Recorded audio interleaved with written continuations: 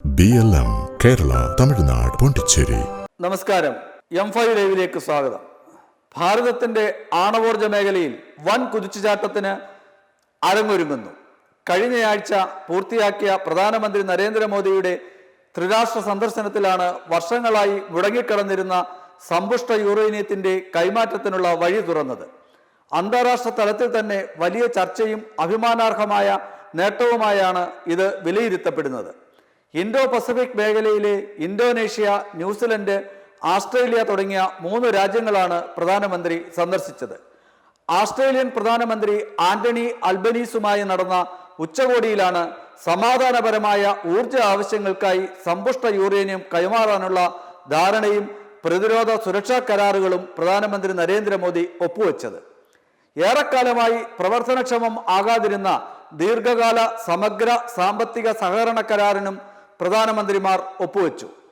ഒരു ക്രിക്കറ്റ് മത്സരം പോലെയായിരുന്നു തങ്ങളുടെ ചർച്ചകളെന്നും തീരുമാനങ്ങൾ T20 മത്സരം പോലെ ചടുലമായിരുന്നുവെന്നും ടെസ്റ്റ് മത്സരം പോലെ നീണ്ടതും ആഴത്തിലുള്ളതുമായ ബന്ധം തുടരുമെന്നും പ്രധാനമന്ത്രി നരേന്ദ്രമോദി പിന്നീട് മാധ്യമങ്ങളോട് പറഞ്ഞു. 2014 സൈനികേതര പൊതു ആവശ്യങ്ങൾക്കായുള്ള ആണവോർജ കൈമാറ്റം സംബന്ധിച്ച കരാർ ഓസ്ട്രേലിയയുമായി ഭാരതം ഒപ്പിട്ടതാണ്. ഓസ്ട്രേലിയയാണ് ലോകത്ത് തന്നെ ഏറ്റവും വലിയ യുറേനിയം ഉൽപാദകർ. വർഷങ്ങളോളമുള്ള കാലതാമസത്തിനും വഴിമുടക്കലിനും ശേഷം നരേന്ദ്രമോദിയുടെ സന്ദർശനത്തിനിടെ കൈമാറ്റം ചെയ്യുന്ന യുറേനിയത്തിന്റെ അളവും പ്രഖ്യാപിച്ചു കഴിഞ്ഞു. സംയുക്ത പ്രസ്താവനയിൽ 2 രാജ്യങ്ങളും തമ്മിലുള്ള പ്രതിരോധ സുരക്ഷാ സഹകരണം സംബന്ധിച്ച കരാറിന്റെ വിശദാംശങ്ങളും പുറത്തുവിട്ടു. സംയുക്ത സൈനിക അഭ്യാസങ്ങളും തന്ത്രപ്രധാന കരാറുകളും സഹകരണവും സൈനിക സഹകരണവും സൈബർ തീവ്രവാദ വിരുദ്ധ പ്രവർത്തനങ്ങൾ പ്രതിരോധ വ്യവസായ പങ്കാളിത്തം തുടങ്ങിയ കാര്യങ്ങളിലും ധാരണയായിട്ടുണ്ട്. ഇതോടൊപ്പം തന്നെ സമുദ്രയാന പരിവേഷണ രംഗത്തും തീരസംരക്ഷണ രംഗത്തും കൂടുതൽ ശക്തമായ സഹകരണവും ഉറപ്പാക്കിയിട്ടുണ്ട്. സംയുക്ത കരാറിൽ 18 ഇനങ്ങളാണ് പ്രഖ്യാപിച്ചത്. വിദ്യാഭ്യാസം, സാംസ്കാരികം, സാങ്കേതിക വിദ്യ തുടങ്ങിയ മേഖലകളിലാണ് കരാർ ഊന്നൽ നൽകുന്നത്. സമ്പുഷ്ട യുറേനിയം ലഭിക്കാനുള്ള സാധ്യത ശക്തമായതോടെ ഭാരതത്തിന്റെ ആണവോർജ വൈദ്യുതി നിലയങ്ങൾ കൂടുതൽ പ്രവർത്തന സജ്ജമാകും. ഭാരതത്തെ ആണവ ദാതാക്കളുടെ സംഘടനയിൽ ഉൾപ്പെടുത്താനുള്ള നീക്കത്തെ ഓസ്ട്രേലിയ പിന്തുണയ്ക്കുമെന്നും വ്യക്തമാക്കിയിട്ടുണ്ട്. സമ്പുഷ്ട യുറേനിയം കൈമാറാൻ 2014 തന്നെ ധാരണയായതാണെങ്കിലും വ്യക്തമായ കരാർ ഉണ്ടാകാത്തത് കാരണമാണ് ഇത്രയും വൈകിയത്. പുതിയ ധാരണയും കരാറും ഭാരതത്തിന് മികച്ച നേട്ടമാണെന്ന് വിദേശകാര്യ സെക്രട്ടറി വിക്രം മിശ്രി വ്യക്തമാക്കി. കഴിഞ്ഞ 2 വർഷമായി ഇത് സംബന്ധിച്ച ചർച്ചകളും കത്തിടപാടുകളും നടക്കുകയായിരുന്നു എന്നും അദ്ദേഹം പറഞ്ഞു. ഓസ്ട്രേലിയൻ സർവകലാശാലകളുടെ 2 കാമ്പസുകൾ ഭാരതത്തിൽ തുറക്കാനും ധാരണയായിട്ടുണ്ട്.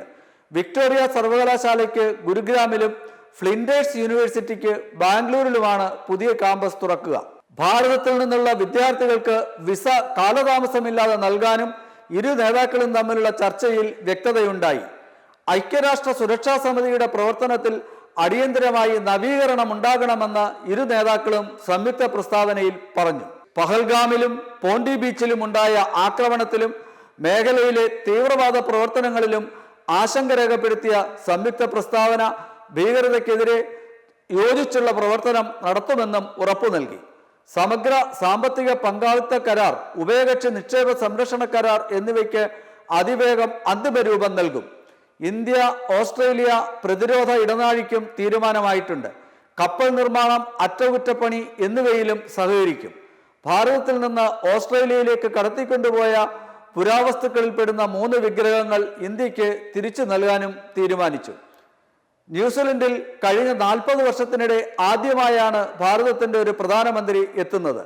നിർണായകമായ വിദേശ വിപണന കരാറിന് മോദിയുടെ സന്ദർശനത്തിൽ ഒപ്പുവെച്ചു. ന്യൂസിലൻഡിലും പ്രതിരോധം, സുരക്ഷ, വിദ്യാഭ്യാസം എന്നിവയിൽ ധാരണാപത്രമാണ് ഒപ്പുവെച്ചത്. ഇതോടൊപ്പം സ്പോർട്സ് രംഗത്ത് സംയുക്ത സംരംഭങ്ങൾക്കും ധാരണയായി.